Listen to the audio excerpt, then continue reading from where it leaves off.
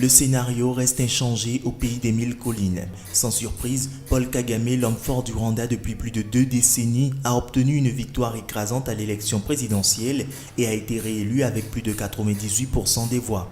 La commission électorale a en effet publié les résultats samedi, suscitant ainsi la joie de toute une population dans le pays.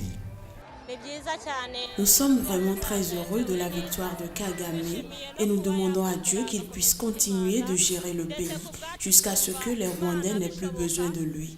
Mais nous avons toujours besoin de lui. On a confiance en lui, on voit ce qu'il a fait. C'est pour ça qu'on lui a renouvelé notre confiance pour qu'il puisse encore nous diriger.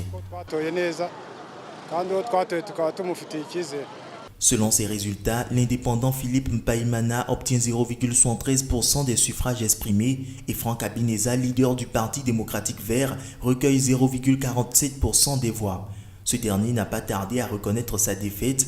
Lors d'une conférence de presse samedi, le leader du seul parti d'opposition autorisé au Rwanda a félicité l'élu pour sa victoire. En tant que démocrate, je souhaite profiter de cette opportunité pour féliciter le candidat du FPR, Paul Kagame, pour sa victoire et je lui souhaite le meilleur. Nous n'abandonnons pas, c'est notre première élection. Nous sommes persuadés que nous gagnerons à la prochaine. Le président élu pourra se maintenir au pouvoir pendant 17 ans, la Constitution lui permettant de briguer à nouveau 2 mandats de 5 ans à l'issue de son septennat et ainsi diriger le pays jusqu'en 2034. Paul Kagame est l'homme fort du Rwanda depuis que le Front patriotique rwandais FPR a renversé en juillet 1994 le gouvernement extrémiste Hutu ayant déclenché un génocide qui a fait 800 000 morts entre avril et juillet 1994, essentiellement parmi la minorité Tutsi.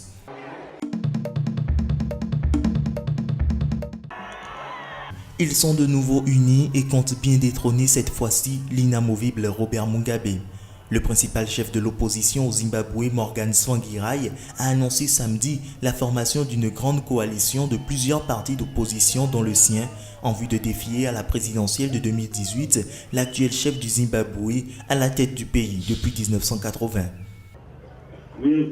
Nous avons fait ce voyage ensemble et nous le terminerons ensemble.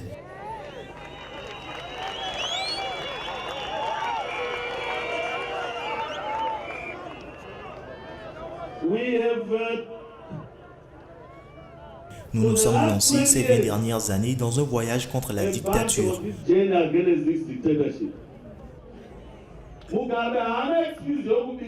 Mugabe n'a aucune chance de truquer l'élection si on est unis. Mais s'il y a des écarts, ils auront une excuse.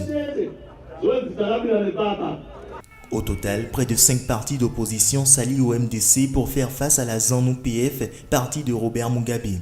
Parmi ces rassemblements qui ont signé cet accord de coalition figure notamment le peuple du Zimbabwe d'abord, mené par le vétéran de la guerre d'indépendance et ex-diplomate Agrippa Mutambara et Tendai Biti qui avait quitté le MDC pour créer son propre parti.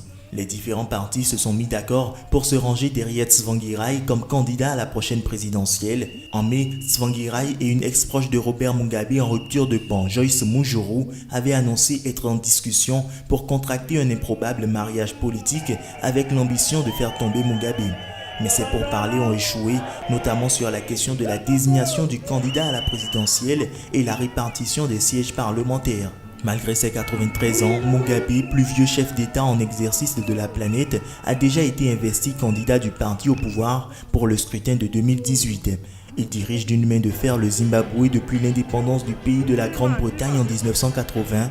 Sous son régime autoritaire, le Zimbabwe s'est considérablement appauvri et traverse aujourd'hui une grave crise économique.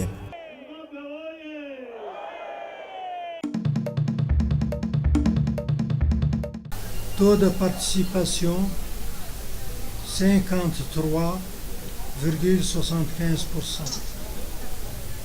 On votait oui